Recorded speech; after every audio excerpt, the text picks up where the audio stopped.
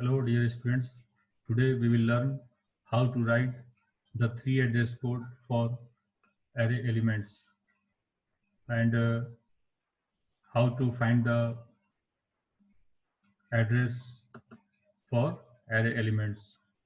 So array is the collection of similar types of elements and array elements can be accessed quickly if the elements are stored in a block of consecutive locations.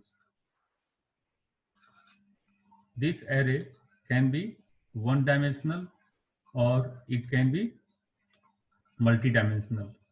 So for the one-dimensional array, if the width of each array element is W, then the ith element of array capital A begins in location. Here W represent the size of type. So if we declare the array, then this array has the type, this may be integer and this may be float. So this W depend on the size of the type of array. So this is the expression, mathematical expression through which we can access the address of element. So base plus I minus low multiply W. This is the mathematical expression. If we here I represent the element, so which element you have to access. Low is the lower bound of subscript. Base is the relative address of the storage allocated for array. So if you rewrite this mathematical expression, then you will get I multiply W plus base minus low multiply W. So here I is the ith element of the array and W is the width and base is the relative address of the storage allocated for memory and low is the lower bound of subscript. So in this expression base minus low multiply W, this expression, this term you can consider as a constant because this term, the address for this term calculated at the compilation time. So when we compile the programs, then the address of the declaration of array has been computed and this is stored in the C. C is saved in the symbol table entry for capital A. Here capital A is the array and C we suppose as a constant, any constant, and which has the value of base minus low multiply W. Relative address of capital A I is obtained by adding I multiply W to C. So here you can see here this relative address computed at the compile time and after the computation of the value, so here we supposed the C for this term and this C is added to I multiply W. So here I am saying relative address of AI is obtained by adding I multiply W to C. So C is nothing but this is base minus low multiply W. So three address code for AI. Here AI is the one-dimensional array. So you can write the three address code with the help of this expression. So first you evaluate I multiply W and you stored in the T1 and this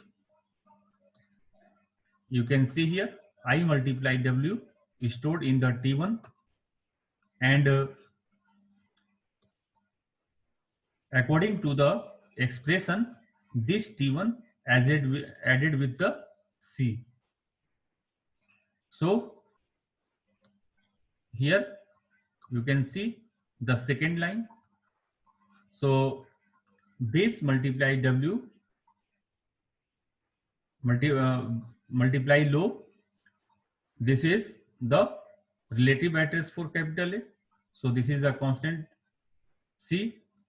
So this is the A. Here A is the array name and plus T1. So T2 is equal to C plus T1. You can see here we have to add I multiply W to C. So for the three address code for this statement, we can write like this. A subscript, inside the subscript we write T1 and this assigned to the T2. It means T2 is equal to base minus low multiply W plus T1, and here this expression is the C. So T2 is equal to C plus T1, and this expression we have to write like this. So this is the three address code for one-dimensional array. Now we have multi-dimensional array, and two-dimensional array is the multi-dimensional array. So this is the basic concept for two-dimensional array. Here 1, 1 represent the first row first column, 1, 2 first row second column, 1, 3 first row third column, first row fourth column. So in this first row, here first row and second row, 2, 1 second row first column, 2, 2, 2, 3, 2, 4, here first row second row fourth column. So this is the basic concept for two-dimensional array, and this two-dimensional array has it can be stored the value as a row measure order or column measure order. So in the row measure order, the format for the array is it stored the first row, and after that it will store the second row. So you can see here 1, 1, 1, 2, 1, 3 and 1, 4. Here first row, and after the 1, 4 we have 2, 1, 2, 2, 2, 3, 2, 4. This is the second row. So the row measure order defined as, so it store the value of first row consecutive, it will store the second row after third row and nth row. Now in the column measure order, it will store the first column. So here first column is 1, 1, 2, 1. Then second column 1, 2, 2, 2. Then third column, fourth column and nth column. So this is the concept of column measure order. In a row measure order, the relative address for A, I1, I2 can be calculated by the formula. Here I1 represent the row and I2 represent the columns. So I1 column, I1 rows and I2 columns. So this two-dimensional array can be calculated by the relative address for two-dimensional array can be calculated by the formula, and the formula is base plus I minus low 1 inside the bracket multiply into plus I2 minus low 2, and this is here opening curly braces and here closing opening parenthesis and closing parenthesis multiply W. So here low 1 and low 2 variables are the lower bounds on the values of I1 and I2. Here N2 is the number of values that I2 can take. So when we rewrite this expression, then we will get I1 multiply N2 plus I2 multiply W plus, here we have opening parenthesis, closing parenthesis, and inside this we will get base minus here low 1 multiply N2 plus low 2, and you close the inside the bracket this expression multiply W. So this expression we will get with the help of this expression. So here with the help of this expression we can write the 3 address code for 2-dimensional array. So suppose we have x is equal to a, I1 comma I2, and we taking the example a is 10 cross 20, means I1 is equal to 10 and I2 is equal to 20. So 10 rows and 20 column. Array with low 1 is equal to low 2 is equal to 1. So low 1 and low 2 for this array is equal to 1 and width is equal to 4 bytes, means size of the array is equal to 4 bytes. So we have to write the 3 address code for this 2-dimensional array. Now you can take the help for this expression. So according to this expression, here you can see I1 multiply N2. So what is the N2?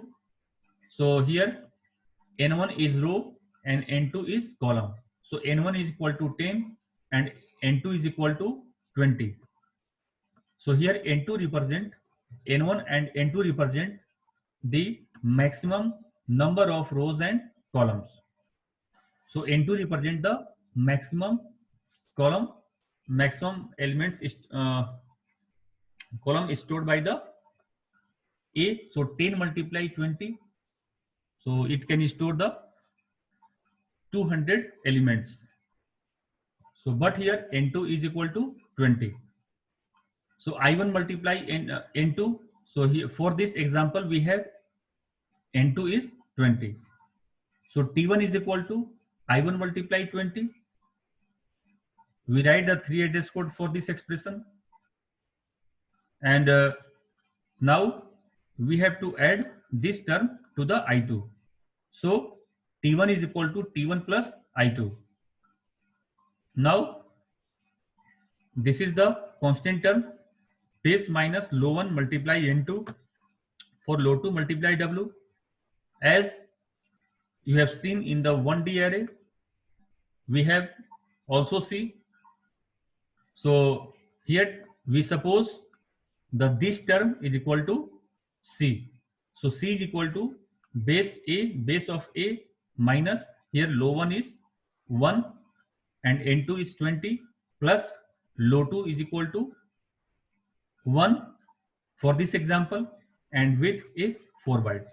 So this is this address calculated at the compile time and this C is stored in the T2. So for this whole term we suppose the C as a constant.